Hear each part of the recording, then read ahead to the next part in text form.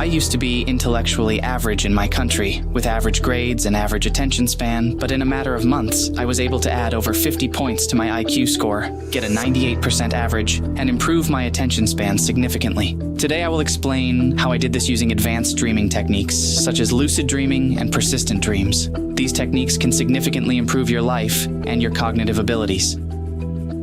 Stage 1. Preface. Dream recall is the ability to remember dreams after waking, which varies widely among individuals and can be influenced by sleep quality, time of awakening, and attention to dreams. To improve dream recall, it is helpful to keep a dream journal, writing down anything remembered immediately upon waking, as this reinforces memory and awareness of dreams. Waking up naturally without an alarm, especially from REM sleep, can increase the chance of remembering your dreams, since REM sleep is when the most vivid dreams occur. Lucid induction techniques. Mnemonic induction. To start off, we have to talk about mnemonic induction. This was a lucid dreaming strategy made by Dr. Stephen LaBerge. To use this technique, we need to increase our dream recall ability. This can be done through dream journaling. Dream journaling is writing down any dreams you remember. When someone writes about their dreams, they start remembering their dreams more often. After you start dreaming at least 75% of the time each night, we can use reality checks.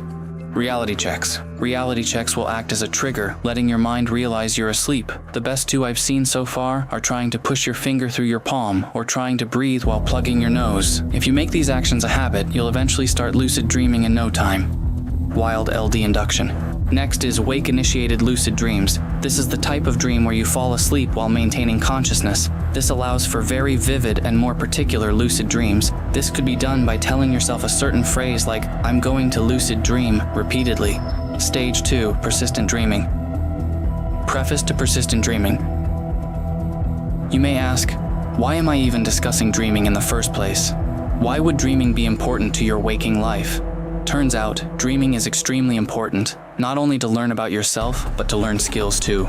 Persistent dreaming is a phenomenon that is reproducible. It is an enhanced form of a lucid dream, but instead of being a god of the entire dream, you can select what parts of the dream you can actually control. In addition, things stay the same when you come back to it. You decide the rules, physics, and how the dream operates, but once you decide, it stays that way and not even you can break it. We will hijack this phenomenon in order to enhance your brain and increase your IQ. While everyone else is having peaceful dreams, you will be improving constantly.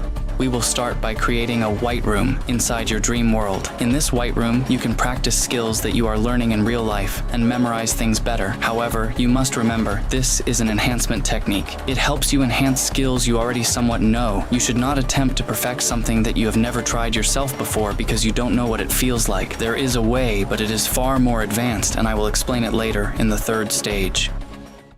How do you develop a persistent dream? Before developing a persistent dream or realm, I suggest fleshing out what you actually want to learn. If you're learning a martial art, learn it a little bit in reality first.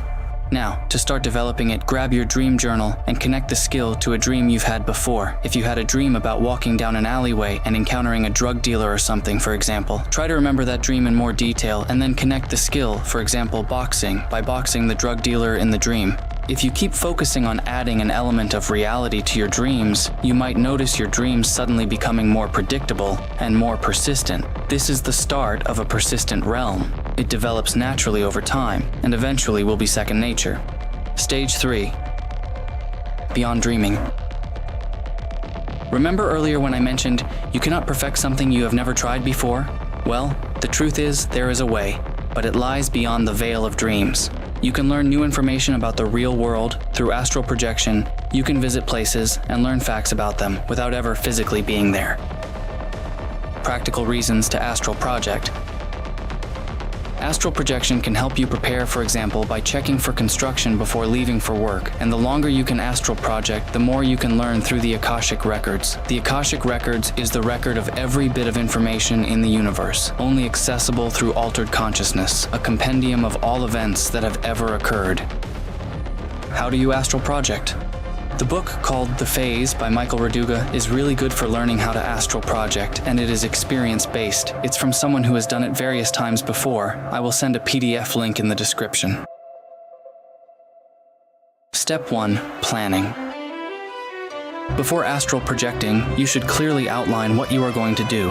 This will increase both the quality of the experience and the likelihood of it occurring. Some examples are looking in a mirror, flying, meeting a deceased relative, taking medicine for treatment, obtaining information from astral objects, traveling to the past or the future, walking through a wall, entering the White Room, or even shooting a ki blast like your Goku himself. I don't suggest entering any military facilities because they have psychic defenses. Step 2. Broken sleep.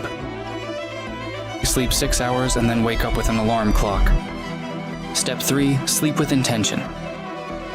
After anywhere between 10 and 50 minutes of being awake, go back to bed and concentrate your attention on how you will perform cycles of techniques upon each subsequent awakening in order to leave your body. No need to set the alarm clock this time. Each subsequent awakening should occur naturally. Step 4. Visualize yourself in front of a mirror. The first destination for a novice should be the mirror. Upon each awakening, and while trying not to move or open their eyes, the novice should try to immediately appear in front of their mirror. Step 5. Levitation, standing up, and rolling out. If unable to appear at your mirror after 3 to 5 seconds, then immediately try to exit using other methods. Timing is key. Try to do it without moving your physical muscles. It will feel just like normal physical movement, but your body won't move. Your soul will. Step 6. Cycling techniques. If everything else fails, choose 2 to 3 of the following 5 techniques and alternate through them during awakenings. Only spend 3 to 5 seconds on each. If it doesn't work out within that time frame, move on. I will give a techniques list in the pinned comment, and it's taken directly out of the book, so the book is definitely the preferable source. Step 7. Repeat. Fall back asleep if you can after each attempt, whether successful or not, in order to make another attempt to enter the phase upon your next awakening. Most people spend a third of their lives unconscious. You just learned how to turn that time into an intellectual powerhouse. Apply these astral tactics tonight and watch your waking reality transform. For more protocols on expanding your potential, make sure you're subscribed to Epoch. I'll see you later.